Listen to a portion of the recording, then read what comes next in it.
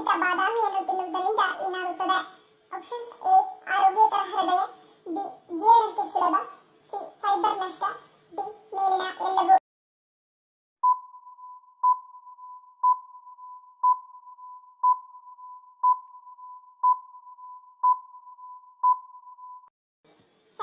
Option D ಮೇಲಿನ ಎಲ್ಲವೂ. ಸಿಪ್ಪೆರಹಿತ ಬಾದಾಮಿಗಳು ಹೊಟ್ಟೆಗೆ ಹಿತವಾಗಿರುತ್ತವೆ, ಜೀರ್ಣಿಸಿಕೊಳ್ಳಲು ಸುಲಭವಾಗಿರುತ್ತವೆ. ಸಿಪ್ಪೆರಹಿತ ಬಾದಾಮಿಯಲ್ಲಿ ಫೈಬರ್ ಅಂಶವೂ ಕೂಡ ಕಡಿಮೆಯಾಗುತ್ತದೆ. ಹೃದಯದ ಆರೋಗ್ಯವನ್ನು ಕಾಪಾಡಲು, ಸಕ್ಕರೆ ಮಟ್ಟ ನಿಯಂತ್ರಿಸಲು, ಕೊಲೆಸ್ಟ್ರಾಲ್ ಅಂಶ ಕಡಿಮೆ ಮಾಡಲು ಮೆಗ್ನೀಷಿಯಂ ಬಹುಮಟ್ಟಿಗೆ ಸಹಾಯ ಮಾಡುತ್ತದೆ. ಬಾದಾಮಿ ಸಿಪ್ಪೆ ಸಹಿತ ಅಥವಾ ಸಿಪ್ಪೆ ರಹಿತವಾಗಿಯೂ ತಿನ್ನಬಹುದು. ಇದು ಪ್ರತಿಯೊಬ್ಬರ ಆಹಾರ ಮೌಲ್ಯಗಳು ಹಾಗೂ ವೈಯಕ್ತಿಕ ಆಯ್ಕೆಗೆ ಅವಲಂಬಿತವಾಗಿದೆ. ನಿಮಗೆ ಫೈಬರ್ ಅಂಶ ಬೇಕಾದರೆ ಮತ್ತು ಉರಿಯೂತ ತಡೆಯಲು ಇಚ್ಛೆ ಇದ್ದರೆ ಬಾದಾಮಿ ಸಿಪ್ಪೆ ಸಹಿತ ತಿನ್ನುವುದು ಉತ್ತಮ. ನಿಮಗೆ ಹೃದಯ ಆರೋಗ್ಯ, ಸುಲಭ ಜೀರ್ಣ ಮುಖ್ಯವಿದ್ದರೆ ನೆನೆಸಿ ಸಿಪ್ಪೆ ತೆಗೆದು ತಿನ್ನುವುದು ಒಳಿತು. ಮೂಳೆಗಳ ಸಾಂದ್ರತೆಯನ್ನು ಕಾಪಾಡಿಕೊಳ್ಳಲು ಯಾವುದು ಅಗತ್ಯವಾದ ಅಂಶವಾಗಿದೆ? ಆಪ್ಷನ್ಸ್ ಎ ರಂಜಕ, ಬಿ ಮೆಗ್ನೀಷಿಯಂ, ಸಿ ಸತು, ಡಿ ಮೇಲಿನ ಎಲ್ಲವೂ.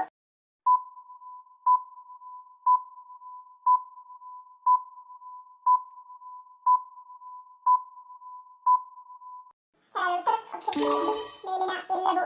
ಮೆಗ್ನೀಷಿಯಂ, ರಂಜಕ ಮತ್ತು ಸತ್ತುವು ಮೂಳೆ ಸಾಂದ್ರತೆಯನ್ನು ಕಾಪಾಡಿಕೊಳ್ಳಲು ಮತ್ತು ಆಸ್ಟಿಯೋಪೊರೋಸಿಸ್ ಅನ್ನು ತಡೆಯಲು ಅಗತ್ಯವಾದ ಅಂಶಗಳಾಗಿವೆ.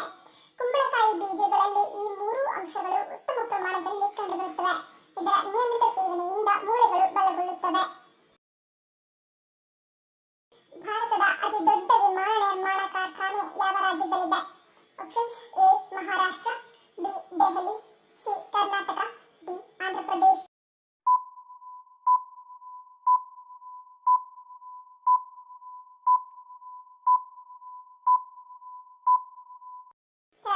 Option C Karnataka. ಕರ್ನಾಟಕದ ಬೆಂಗಳೂರಿನ HAL ದೇಶದ ಅತಿ ದೊಡ್ಡ ವಿಮಾನ ನಿರ್ಮಾಣ ಕಾರ್ಖಾನೆ. ಆರಂಭದಲ್ಲಿ ಎರಡನೇ ಮಹಾಯುದ್ಧಕ್ಕೆ ಇಲ್ಲಿಂದಲೂ ಯುದ್ಧ ವಿಮಾನಗಳ ಪೂರೈಕೆಯಾಗಿದ್ದವು. ಕಳೆದ 85 ವರ್ಷಗಳಲ್ಲಿ HAL ಹಂತ ಹಂತವಾಗಿ ವಿಮಾನಗಳ ನಿರ್ಮಾಣ, ಜೋಡಣೆ ಹಾಗೂ ಅದರ ತಾಂತ್ರಿಕ ನಿರ್ವಹಣೆಗಳಲ್ಲಿ ತೊಡಗಿಸಿಕೊಂಡಿದೆ. ಸಾಕಷ್ಟು ಸಂದರ್ಭಗಳಲ್ಲಿ ಅಮೆರಿಕ, ರಷ್ಯಾ, ಫ್ರಾನ್ಸ್ನ ತಂತ್ರಜ್ಞರ ನೆರವನ್ನು ಪಡೆದುಕೊಂಡಿದೆ. 1965ರ ಯುದ್ಧದಲ್ಲಿ HAL ನಿರ್ಮಿತ ಮಾರುತ್ ಇದೇ ಪಾಕಿಸ್ತಾನದ ಎದೆ ನಡುಗಿಸಿತು. 1971ರ ಯುದ್ಧದಲ್ಲಿ ಜಿನ್ಯಾಟ್ ಮಿನಿ ಏರ್ಕ್ರಾಫ್ಟ್ಗಳ ಚಾಣಾಕ್ಷತೆ ನಮ್ಮ ವಾಯುಪಡೆಗೆ ಸಾಕಷ್ಟು ಕಸುವು ತುಂಬಿದ್ದವು. ಭಾರತ ಮತ್ತು ಪಾಕಿಸ್ತಾನದ ನಡುವೆ ಇದುವರೆಗೂ ಎಷ್ಟು ಬಾರಿ ಯುದ್ಧಗಳು ನಡೆದಿವೆ? ಆಪ್ಷನ್ಸ್ ಎ 8 ಬಾರಿ, ಬಿ 6 ಬಾರಿ, ಸಿ 4 ಬಾರಿ, ಡಿ 2 ಬಾರಿ.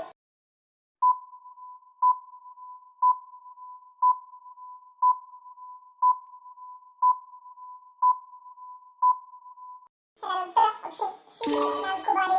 ಮೊದಲ ಇಂಡೋ ಪಾಕ್ ಯುದ್ಧ 1947ರಿಂದ 1948ರ ಸ್ವಾತಂತ್ರ್ಯದ ನಂತರ ಕಾಶ್ಮೀರ ಪ್ರದೇಶದ ಮೇಲೆ ಹೋರಾಡಲಾಯಿತು. ಕದನ ವಿರಾಮ ಮತ್ತು ನಿಯಂತ್ರಣ ರೇಖೆ ಸ್ಥಾಪನೆಯೊಂದಿಗೆ ಕೊನೆಗೊಂಡಿತು. ಎರಡನೇ ಇಂಡೋ ಪಾಕ್ ಯುದ್ಧ 1965ರಲ್ಲಿ ಕಾಶ್ಮೀರದ ಬಗ್ಗೆ ಮತ್ತೊಂದು ಸಂಘರ್ಷ. ಸೋವಿಯತ್ ಒಕ್ಕೂಟದ ಮಧ್ಯಸ್ಥಿಕೆಯಲ್ಲಿ 1966ರಲ್ಲಿ ತಾಷ್ಕೆಂಟ್ ಒಪ್ಪಂದದೊಂದಿಗೆ ಕೊನೆಗೊಂಡಿತು. 1971ರ ಭಾರತ ಪಾಕ್ ಯುದ್ಧ ಬಾಂಗ್ಲಾದೇಶ ಸ್ವತಂತ್ರ ಚಳವಳಿಯಿಂದ ಉತ್ತುಂಗಕ್ಕೇರಿ ಬಾಂಗ್ಲಾದೇಶದ ಸೃಷ್ಟಿಗೆ ಕಾರಣವಾಯಿತು. ಭಾರತಕ್ಕೆ ನಿರ್ಣಾಯ ಗೆಲುವು ಸಿಕ್ಕಿತು. 1999ರಲ್ಲಿ ಜಮ್ಮು ಮತ್ತು ಕಾಶ್ಮೀರದ ಕಾರ್ಗಿಲ್ ಜಿಲ್ಲೆಯಲ್ಲಿ ಸಂಘರ್ಷ.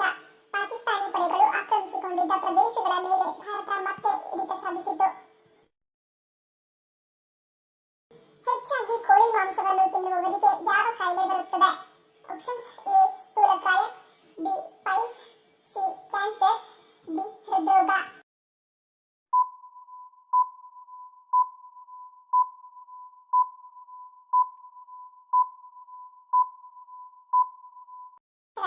Option C cancer.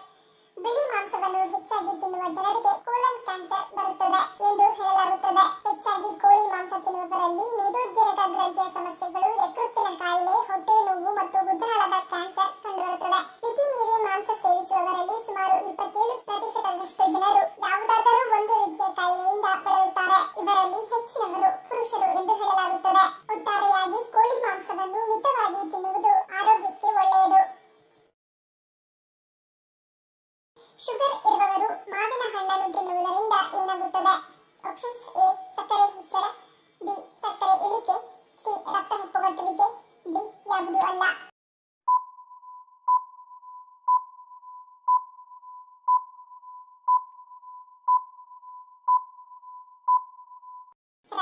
Option D ಯಾವುದೂ ಅಲ್ಲ. ಮಧುಮೇಹ ರೋಗಿಯ ರಕ್ತದಲ್ಲಿನ ಸಕ್ಕರೆ ಮಟ್ಟವು ನಿಯಂತ್ರಣದಲ್ಲಿದ್ದರೆ ಆ ವ್ಯಕ್ತಿಯು ಸೀಮಿತ ಪ್ರಮಾಣದಲ್ಲಿ ಅಂದರೆ ಸುಮಾರು 85 ಗ್ರಾಂ ಮಾವಿನ ಹಣ್ಣನ್ನು ಮಾತ್ರ ಸೇವಿಸಬಹುದು. ಆದರೆ ಮಾವಿನ ಸೇವನೆಯು ನಿಮ್ಮ ರಕ್ತದಲ್ಲಿನ ಸಕ್ಕರೆ ಮಟ್ಟವನ್ನು ಹೆಚ್ಚಿಸಿದರೆ ನೀವು ಅದರ ಪ್ರಮಾಣವನ್ನು ಕಡಿಮೆ ಮಾಡಲು ಪ್ರಯತ್ನಿಸಬಹುದು. ಮಧುಮೇಹ ರೋಗಿಗಳು ಮಾವಿನ ಹಣ್ಣನ್ನು ರಸದ ರೂಪದಲ್ಲಿ ಸೇವಿಸಬಾರದು. ಹೀಗೆ ಮಾಡುವುದರಿಂದ ದೇಹಕ್ಕೆ ಫೈಬರ್ ಸಿಗುವುದಿಲ್ಲ, ಅದು ನಿಮಗೆ ಹಾನಿಕಾರಕವಾಗಿದೆ. ಮಧುಮೇಹ ರೋಗಿಗಳು ಸೀಮಿತ ಪ್ರಮಾಣದಲ್ಲಿ ಮಾವಿನ ಹಣ್ಣನ್ನು ಸೇವಿಸಬಹುದು. ಪ್ರತಿದಿನ ರಕ್ತದಲ್ಲಿನ ಸಕ್ಕರೆ ಮಟ್ಟವನ್ನು ಪರೀಕ್ಷಿಸುವುದು ಸಹ ಮುಖ್ಯವಾಗಿರುತ್ತದೆ. ಮಾವಿನ ಹಣ್ಣಿನಲ್ಲಿ ವಿಟಮಿನ್ ಸಿ ಇದ್ದು ಇದು ರೋಗನಿರೋಧಕ ಶಕ್ತಿಯನ್ನು ಬಲಪಡಿಸುತ್ತದೆ. ಯಾವ ರಾಶಿಯಲ್ಲಿ ಜನಿಸಿದವರು ಹೆಚ್ಚು ಧೈರ್ಯಶಾಲಿಗಳು? ಆಪ್ಷನ್ಸ್ ಎ ಮೇಷ, ಬಿ ವೃಶ್ಚಿಕ, ಸಿ ಮಿಥುನ, ಡಿ ಕುಂಭ.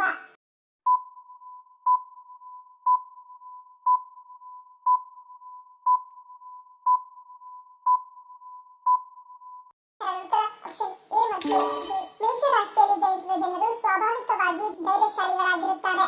ಅವರು ಯಾವುದೇ ಕೆಲಸವನ್ನು ಧೈರ್ಯದಿಂದ ಮಾಡುತ್ತಾರೆ ಮತ್ತು ಯಾವುದಕ್ಕೂ ಹೆದರುವುದಿಲ್ಲ. ಅಲ್ಲದೆ ಅವರ ಧೈರ್ಯವು ಅವರ ಸ್ವಾಭಿಮಾನವನ್ನು ಹೆಚ್ಚಿಸುತ್ತದೆ. ಅವರು ತಪ್ಪುಗಳನ್ನು ಎಂದಿಗೂ ಸಹಿಸುವುದಿಲ್ಲ. ಯಾರಾದರೂ ತಮ್ಮ ಸ್ವಾಭಿಮಾನಕ್ಕೆ ನೋವುಂಟು ಮಾಡಲು ಪ್ರಯತ್ನಿಸಿದರೆ ಅವರು ಅದನ್ನು ಸುಲಭವಾಗಿ ಬಿಟ್ಟುಕೊಡುವುದಿಲ್ಲ. ಇನ್ನು ವೃಶ್ಚಿಕ ರಾಶಿಯಲ್ಲಿ ಜನಿಸಿದ ಜನರು ಸಿಂಹಗಳಂತೆ ಧೈರ್ಯಶಾಲಿಗಳು. ಅವರನ್ನು ಹೆಚ್ಚಾಗಿ ಪೊಲೀಸ್, ವೈದ್ಯಕೀಯ ಮತ್ತು ಮಿಲಿಟರಿಯಂತಹ ಕ್ಷೇತ್ರಗಳಲ್ಲಿ ಕಾಣಬಹುದು. ಗುರಿಗಳತ್ತ ಅವರ ಪ್ರಯಾಣ ಸ್ಪಷ್ಟವಾಗಿರುತ್ತದೆ. ಎಂದಿಗೂ ತಲೆಬಾಗಿ ಕೆಲಸ ಮಾಡಲು ಸಿದ್ಧರಿರುವುದಿಲ್ಲ. ಸ್ವಾಭಿಮಾನಕ್ಕೆ ಧಕ್ಕೆ ಬಂದರೆ ತುಂಬಾ ಕೋಪಗೊಳ್ಳುತ್ತಾರೆ. ಗಂಟಲಿನಲ್ಲಿ ಸಿಲುಕಿಕೊಂಡ ಮೀನಿನ ಮುಳ್ಳನ್ನು ತೆಗೆಯಲು ಯಾವುದು ಸಹಾಯ ಮಾಡುತ್ತದೆ? ಆಪ್ಷನ್ಸ್ ಎ ಬಾಳೆಹಣ್ಣು, ಬಿ ಅನ್ನ, ಸಿ ಕೆಮ್ಮುವುದು, ಡಿ ನೀರಿನ ಎಲ್ಲವೂ.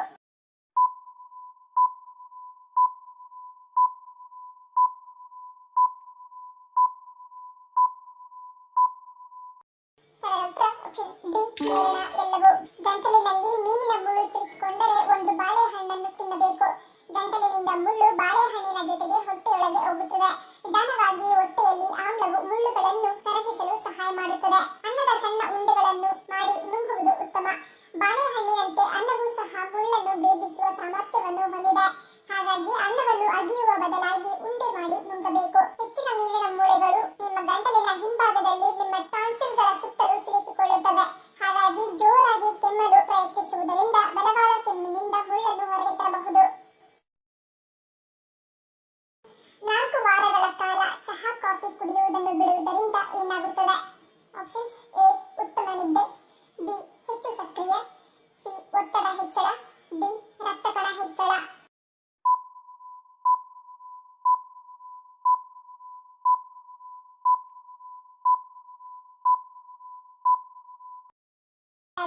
ಆಪ್ಷನ್ ಎ ಮತ್ತು ಬಿ.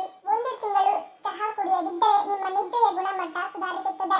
ಚಹಾ ಮತ್ತು ಕಾಫಿ ಅಭ್ಯಾಸ ಬಿಟ್ಟವರು, ವಿಶೇಷವಾಗಿ ನಿದ್ರಾಹೀನತೆ ಇರುವವರು, ಇವುಗಳನ್ನು ತಪ್ಪಿಸುವುದರಿಂದ ನೀವು ಹೆಚ್ಚು ಸಮಯ ಮತ್ತು ಹೆಚ್ಚು ಚೆನ್ನಾಗಿ ನಿದ್ರಿಸಲು ಸಹಾಯ ಮಾಡುತ್ತದೆ. ಜೊತೆಗೆ ವೇಗವಾಗಿ ನಿದ್ರಿಸಲು ಸಹಾಯ ಮಾಡುತ್ತದೆ. ರಕ್ತದೊತ್ತಡ ನಿಯಂತ್ರಣದಲ್ಲಿರುತ್ತದೆ. ಸಕ್ಕರೆ ಮಟ್ಟವು ನಿಯಂತ್ರಣದಲ್ಲಿರುತ್ತದೆ. ಚಹಾ ಮತ್ತು ಕಾಫಿಯನ್ನು ತಪ್ಪಿಸುವವರು ಮೊದಲಿಗಿಂತಲೂ ಹೆಚ್ಚು ಸಕ್ರಿಯರಾಗಿರುತ್ತಾರೆ ಮತ್ತು ಹೈಡ್ರೇಟ್. ವಿಶ್ವದ ಅತಿ ದೊಡ್ಡ ನಗರವನ್ನು ಹೊಂದಿರುವ ದೇಶ ಯಾವುದು? Options A China, B Bharat, C America, D Japan.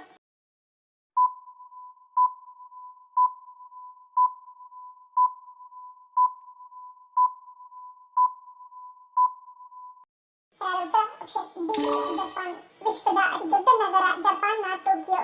ಇದು ವಿಶ್ವದ ಅತಿ ಹೆಚ್ಚು ಜನಸಂಖ್ಯೆ ಹೊಂದಿರುವ ನಗರವಾಗಿದ್ದು 37 ಮಿಲಿಯನ್ ನಿವಾಸಿಗಳನ್ನು ಹೊಂದಿದೆ. ಗ್ರೇಟರ್ ಟೋಕಿಯೋ ಪ್ರದೇಶವು ಸುಮಾರು 37 ರಿಂದ 39 ಮಿಲಿಯನ್ ಜನರನ್ನು ಹೊಂದಿದೆ.